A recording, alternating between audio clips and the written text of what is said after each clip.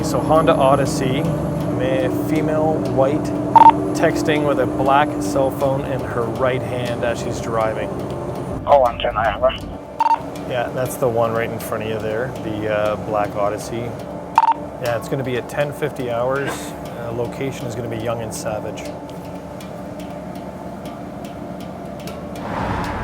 We can't be everywhere at all times, but if we're able to make these observations on these main roadways, we know that the message will get out there. So I think in bringing in the public, bringing in our community partners, that'll allow us to work together to ultimately try to lower the amount of distracted driving that's out there.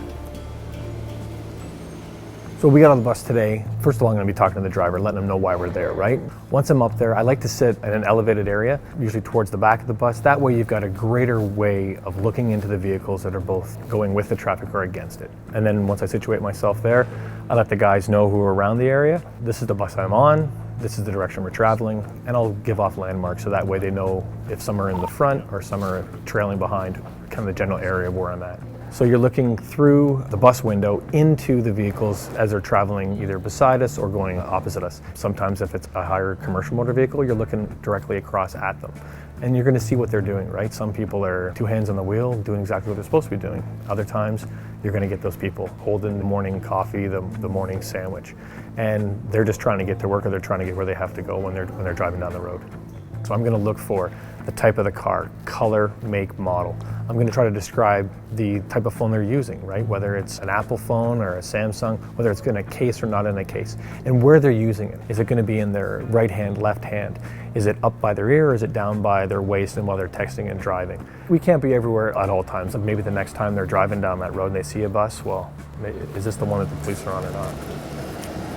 Okay, fellas, white Dodge minivan, female driver. She's in the lane number 1, about to go southbound as the light changes, operating a handheld device in her left hand, texting while driving. We're trying to engage the public so that they can help us in a partnership. If they see us out there full uniform on a bus, they're going to start asking questions. And if we can get out there and say, this is what we're doing, this is why we're on the bus, they're going to be able to work with us. There's been times that people have actually engaged us as officers to say, you know, did you see that guy or did you see that woman, she was texting, and they're actually trying to help us as well. There's always going to be people that sometimes think that it's not the best tactic, it's not a fair tactic. We're going to use different tactics as people change their ways of getting the information out to their friends. Where we used to have mobile or stationary enforcement, this is just a different way. We're still being mobile in our enforcement, we're just using a different vehicle and doing it.